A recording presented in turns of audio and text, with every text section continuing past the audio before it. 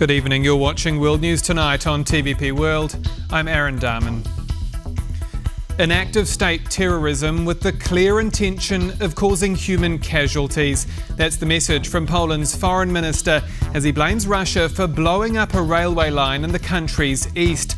Radosław Sikorski also announcing plans to shut down Moscow's last remaining consulate in Poland.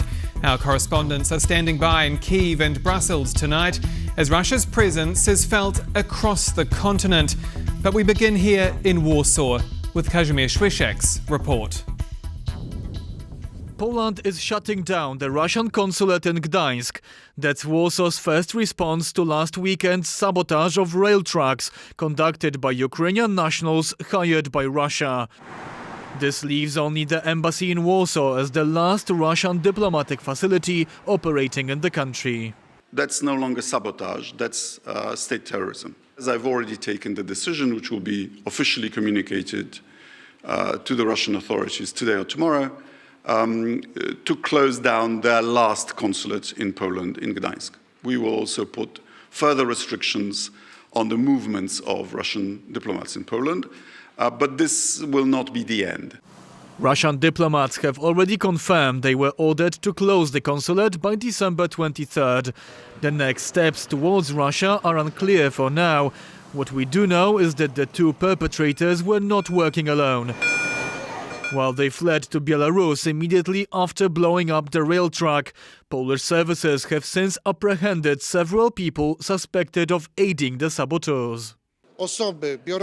Several people participating in the entire operation have been apprehended, and I can't share any more details at this stage to protect the investigation. Poland is now also taking concrete steps to protect critical infrastructure. The government is launching Operation Horizon, the military working hand in hand with the police to secure the most important infrastructure. The operation will focus on security, protecting critical infrastructure, joint patrolling and cooperation among all state services to counteract acts of sabotage and improve the safety of Polish citizens. It will also include measures for social integration and countering disinformation. We have allocated up to 10,000 soldiers to facilitate this operation. This is also a very clear message to those who attempt to carry out these despicable acts of terror. Poland is prepared, Poland is ready, and Poland will use all the resources at its disposal across every ministry and state institution to ensure the security of our citizens and to defend our infrastructure. The Polish government hopes to raise awareness and encourage the population to report any suspicious activity near critical infrastructure like rail or power plants to the uniformed services. Nights, which are natural cover for acts of sabotage, are getting longer. We are also just a month away from Christmas, a time when many Poles will be traveling via public transport. Our adversaries may see this time as the perfect window to test our security. While no one was hurt in this incident, the possibility of a derailed train is treated by Poland as one of the most serious hybrid attacks from Russia since the start of the war in Ukraine. Kazimierz Słyszak, TVP World. And Kazimierz Słyszak joins me in the studio with more details on how this act of sabotage played out. Good evening, Kazimierz. So what do we know about these suspects? Good evening. Based on the information we have from Polish Prime Minister Donald Tusk, his cabinet and the special services, we know that there were at least two main agents who blew up a piece of rail on the line to Ukraine. We also know that these were Ukrainian nationals hired by Russia. And let's take a look at this graph. We know that their names are Alexander K. and Yevgeny I, the surnames redacted by the special services as the investigation continues. We also know that both of them fled to Belarus immediately after blowing up this piece of truck. And we know that one of them is from the Russian-occupied Donbas region, where he was possibly first recruited by Russian intelligence. We also know that one of them had already been sentenced for espionage in Ukraine. He then went to Belarus, and from there he managed to get into Poland. And this last fact is what's raising questions, not only among the public in Poland, but also in the Polish government, which is demanding answers from Ukraine. Let's listen. I told President Zelensky that Poland is expecting an immediate transfer of all data which can help us identify threats coming from cooperation between certain Ukrainian nationals and the Russian intelligence. We will demand an explanation from the Ukrainian side why someone found guilty by a court in Lviv wasn't flagged and processed in accordance with the international laws on border traffic. And now let's take a look at how this entire situation unfolded over the weekend. According to the Polish authorities, there were two separate incidents conducted most likely by the same Ukrainian national side by Russia. First one near the village of Mika, and that's where the two agents set up explosives remotely detonated with a mobile phone set up nearby, which recorded the entire incident and possibly transmitted it to the Russian intelligence. The phone and another explosives, which failed to go off, were secured by the Polish services, and that helped establish their identities. Since not all bombs went off, 9 trains went over this piece of rail until the 10th one. On the next day, the operator of this train said that something was wrong. In the second incident, near Puławy, the agents set up a metal clamp over the rail, hoping to derail one of the trains. This way, pieces of this clamp smashed through the windows of one of the trains, which caused the operator to stop the train and perhaps avoiding a big tragedy. In both these cases, trains with several hundred passengers on board could have derailed, passing over this piece of rail track. So we possibly avoided a big tragedy by sheer luck and quick actions of train operators. The investigations into these cases continue, so we will bring you the latest updates here on TVP World. But for now, let's go back to the table with Aaron Daman. Kazimierz Wysiek, thank you very much. Staying in Poland now, where the railway explosion threatens to further expose the domestic rift between Eurosceptic President Karol Nawrocki and the country's centrist government. Foreign Minister Radosław Sikorski is calling out Nawrocki for painting the European Union as a threat instead of Moscow in a speech earlier this month. But Nawrocki's camp has hit back, saying Sikorski is using divisive rhetoric. So is the country splitting, even as Vladimir Putin's threats ramp up? Piotr Miszczuk reports. Now that Poland has fallen victim to an act of Russian sabotage on its railway line, Polish President Karol Nawrocki, who hails from the opposition Law and Justice Party, was criticized by the Polish Foreign Minister Radosław Sikorski for his EU-skeptic stance. When you speak in an anti-EU spirit, you're not representing Poland's position, only your own and that of your office, not even your voters, because you did not run on a poll exit platform. Sikorski thus lambasted Nawrocki for his Independence Day speech earlier this month, in which the president suggested that Poland is losing its sovereignty to the European Union. We see that some Polish politicians are willing to give away Polish freedom, independence and sovereignty piece by piece to foreign institutions, tribunals and EU agencies. Experts point out that in his speech Nawrocki was portraying the EU as a threat and not Russia. Harsh words and criticism were directed solely at the West. The word Russia was not mentioned once, even though it is Russia that is the aggressor, threatening us and shaping Poland's political situation. Sikorski didn't have to wait long for a response from Nawrocki's camp. Instead of focusing on apprehending the perpetrators, instead of securing Polish infrastructure, including critical infrastructure, who is the Polish government minister attacking? Not the Russian Federation, not Vladimir Putin, but the Polish president. That was exactly what Putin and the Russian Federation wanted, to turn Poles against each other. But the rift between the president and the government might lie in who they see as Poland's strategic partners. Donald Tusk's government gravitates more towards European allies and their approach to the war in Ukraine. There is no doubt that it is in Poland's interest for Russia not to emerge victorious from this confrontation, and that we continue, I hope effectively, persuading President Trump to adopt this European position.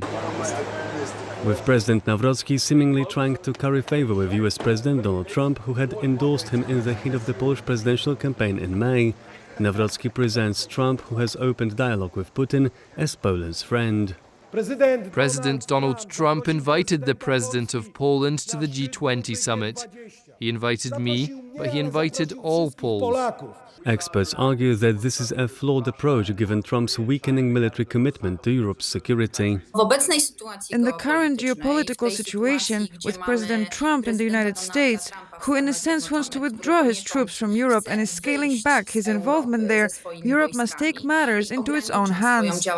With Foreign Minister Sikorski stressing that President Nawrocki is in no position to dictate Poland's foreign policy. Mr. President, you have the right to your nationalist views. However, if you want to put them into practice, you should have sought the office of Prime Minister. The constitutional role to which the nation has elected you does not allow you to shape Polish foreign policy according to your own whims. With Nawrocki celebrating only 100 days in office last week, he's likely to continue to find himself on a head-on collision course with the government, 2 years shy of the next parliamentary election. For TVP World, I'm Piotr Miszczuk. Over in Brussels, officials are also grappling with the fallout of the attack. Our correspondent, Alex Cardier, is standing by in the Belgian capital and joins me now. Good evening, Alex. So what's the reaction been like to the developments out of Poland? Well, good evening, Aaron. The reaction has been somewhat subdued, clearly a difficult thing for the European Union to handle. We've seen also a response from NATO Secretary-General Mark Rutte. Mark Rutte saying very clearly that he has to wait for the outcome of the investigation, not committing, not using the kind of language we've heard from the Polish government when it comes to state terrorism. A slightly stronger response we've heard from the EU's top diplomat, Kaja Kallas. I was at a press conference with her earlier today. She said that this kind of attack shows there is an unprecedented risk to European transport infrastructure and that the attacks on the EU's critical infrastructure are increasing. Now, clearly, that is about as strong a response as you're going to get from the European Union. But Kaja Kallas also saying that how the EU has responded to previous attacks could inform what happens now. Let's have a listen. When the critical infrastructure undersea was attacked, then we had, the Baltic Sentry, we had different responses. And since then, we haven't had any attacks on the undersea cables anymore. So we have to come up with a similar response in order to protect our critical infrastructure, to send a message of unity to Russia that they cannot get away with this attack. So that's about as strong as response as you're going to get, Aaron. Kaja Kallas saying that something like Baltic Sentry, the mission set up to defend undersea cables in the Baltic, should happen in this case. Now, we also know from announcements today the EU is doing more to support European militaries, of course, with a common approach. But the messaging from Brussels, broadly speaking, is that it is up for Poland to define the terms of the reaction to this attack, this hybrid attack by Russia. No such strong response from Brussels quite yet. That may change in the next few days. I hope that Poland, being part of one of the transport corridor and having an agreement, if I am correct, with Germany and Netherlands recently signed, I hope that they also agreed on some kind of fast procedures how to move from whatever, from Amsterdam port to Poland, if there will be a need of such kind of transportation. Now, Alex, let's talk about what you mentioned there, because we've also heard today about the EU's plans for a new military Schengen system to better move troops across the continent. So what more can you tell us? Yeah, well, we just heard from Andrius Kubilius. He's the Defence Commissioner. He was at that same press conference with Kaja Kallas about this new plan. The whole point of this military mobility plan from the European Union is to get military equipment from one side of the Union to the other much faster than has happened before. I was in Romania, as you know, last week speaking to French generals. They were decrying the fact that their troops, their tanks, their military equipment heading to a NATO exercise in Romania were delayed for days at certain borders. And that has been a huge sense of frustration, because if Europe would have to respond to an attack, particularly on its eastern flank, there may be delays in that response. This new military mobility proposal by the Commission reduces those waiting times. 3 days maximum at the border in peacetime, 6 hours maximum delayed at the border in case of an emergency. They're not calling it wartime, but in case of an emergency. And the point that Andrius Kubilius, the Defence Commissioner, was saying just a moment ago in that soundbite was actually it is now a Commission proposal. They will spend money on helping member states reinforce bridges and roads and tunnels to make sure military gear can get through. But ultimately, when it comes to military mobility, when it comes to being able to move military gear through European countries, that is down to the member states. You heard him singling out Poland, saying Poland now needs to make sure its procedures are quick enough so that if Poland needs help, European nations, France, Germany and others from the west of the continent can get there much quicker. That's the point of this package, Aaron, is to be able to move military equipment from west to east or elsewhere much faster. Alex Carrier in Brussels, thank you. And as the eyes of Europe again turn to the east, Russia's strikes on Ukraine are ramping up. An overnight attack on the western city of Ternopil has killed at least 25 people, with dozens more injured. At the same time, President Volodymyr Zelensky is returning to his homeland, facing questions over the corruption scandal in the country's energy sector. Joining me live now from Kyiv is our correspondent Oz Chatterjee. Good evening, Oz. So what's the latest on the ground? Well, as we've been on air, we've had breaking news from the State Emergency Department. The death toll has increased to 26 people, at least 142 injured across the country, not just in Ternopil, but that death toll coming in an apartment building strike in Ternopil in the west of the country. President Zelensky, who's in Turkey for further diplomatic talks with the Turkish government, has already put out two statements about the attack. The Ukrainian authorities said that the Russians launched 476 drones and a massive 48 missiles onto Ukrainian territory on Wednesday. Now, President Zelensky forcefully condemned the attack in a morning response, calling for further pressure to be ramped up against Moscow. Let's take a quick look at that. Every brazen attack against ordinary life proves that the pressure on Russia is still insufficient. Effective sanctions and assistance for Ukraine can change this. The top priority is air defense missiles, additional systems, expanded capabilities for our combat aviation, and drone production to protect lives. Russia must be held accountable for its actions, and we must stay focused on everything that strengthens us and enables us to shoot down Russian missiles, neutralize Russian drones, and stop assaults. Thank you to everyone around the world who is helping. And now, amidst these talks between President Erdogan and President Zelensky in Turkey, we are hearing reports coming through of a proposal from the United States, a peace proposal.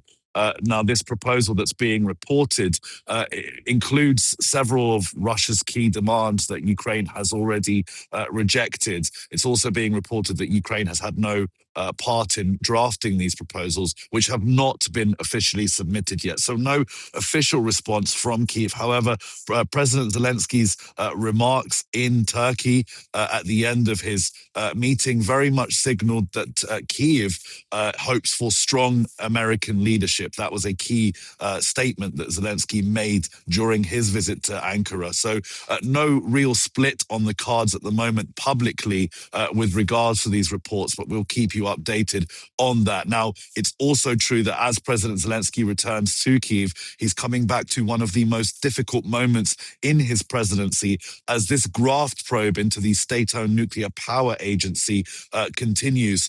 On Wednesday, the resignations of the Justice Minister and the Energy Minister were accepted by the Verkhovna Rada, that's Ukraine's parliament. So this scandal is ongoing. It includes several of Zelensky's associates.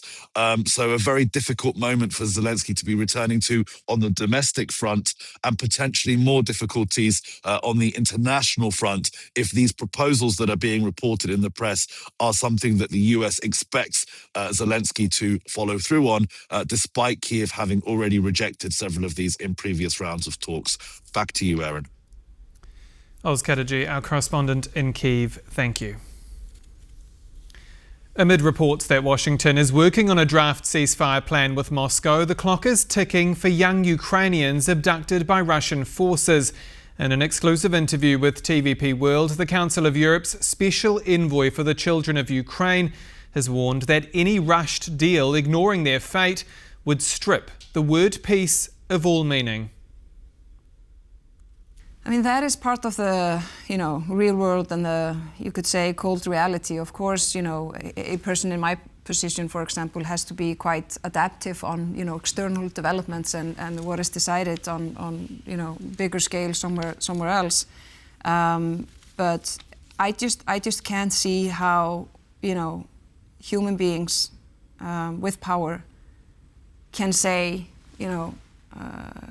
quite, confident and proudly that we now have any form of peace and not deal with the fact that the Russian Federation has stolen, tens and thousands of children and are not planning to give them back. I think for, people in power and for every, like I mentioned, every normal human being understands that cannot be called peace. So I truly hope that will be a part of any form of peace negotiations.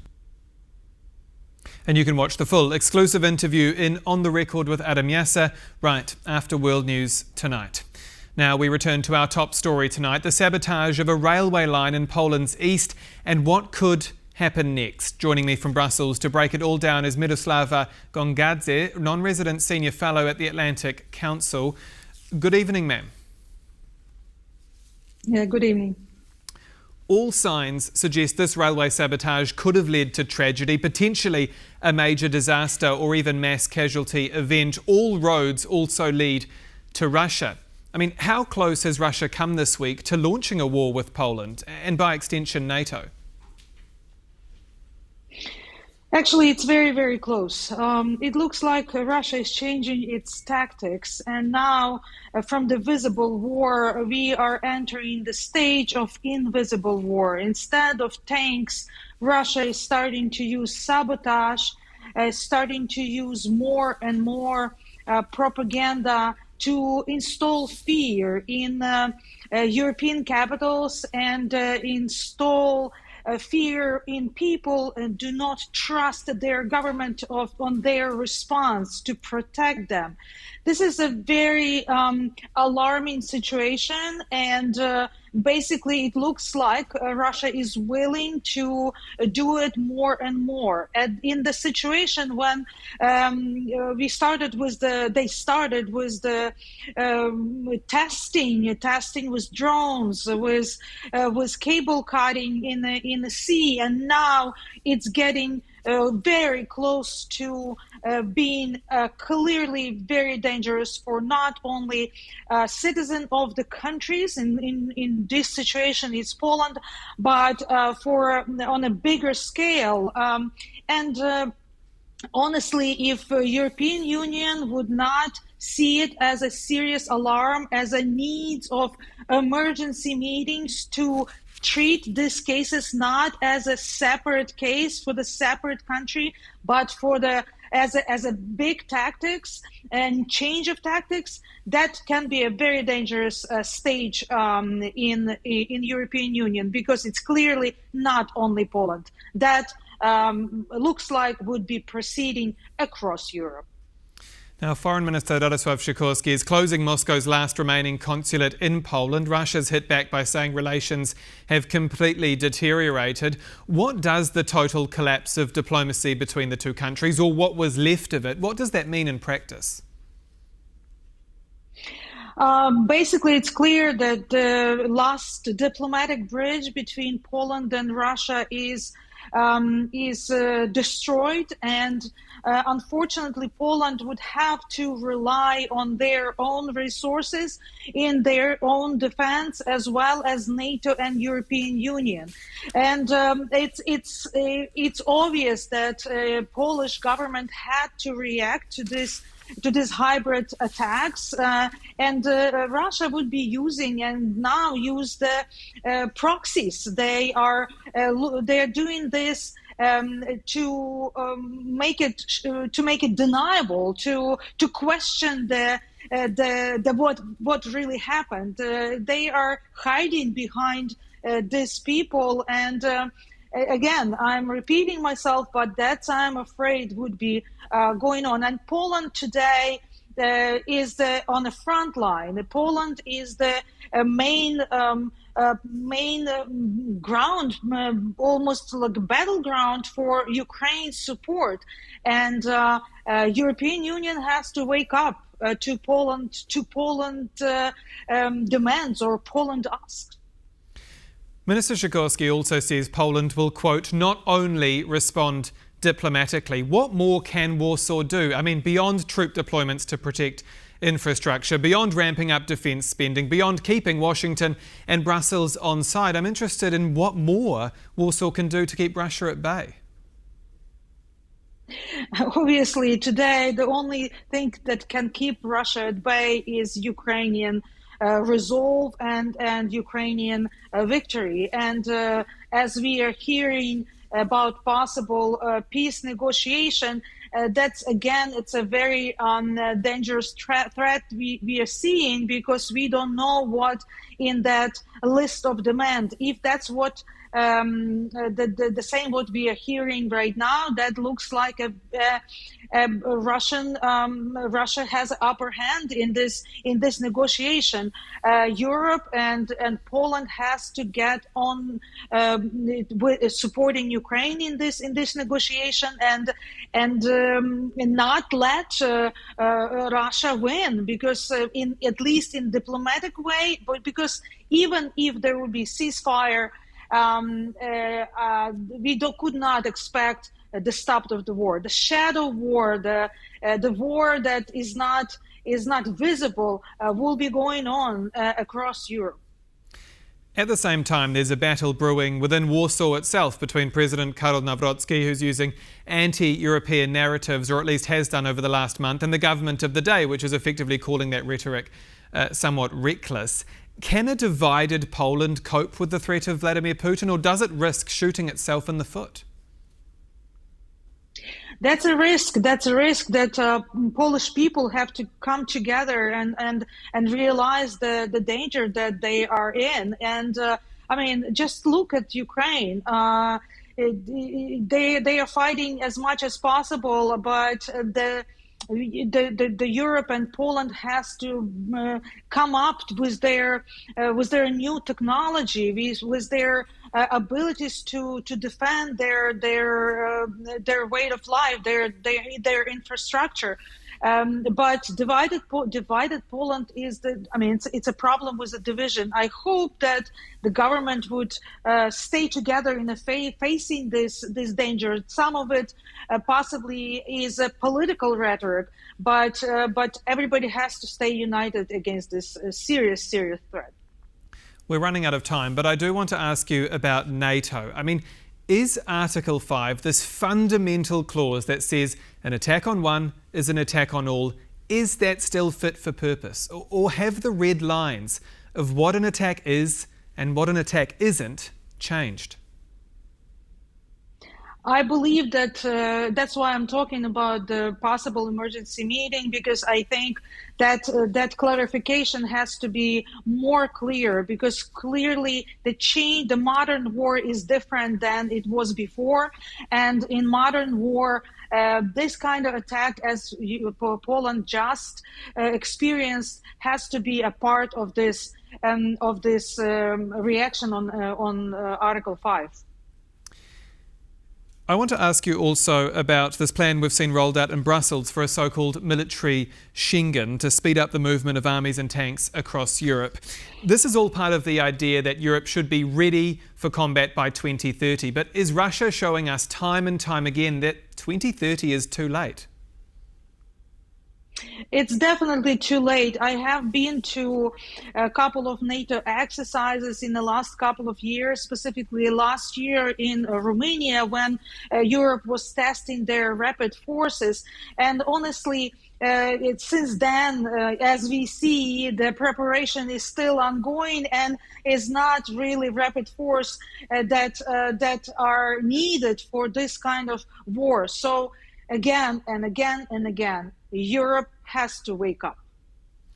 Miroslava Gongadzes, non-resident senior fellow at the Atlantic Council, thank you so much for your time. Thank you. And that's all for World News Tonight. Do stay with us here on TVP World for more. On the Record is next. I'm Aaron Darman. Good night.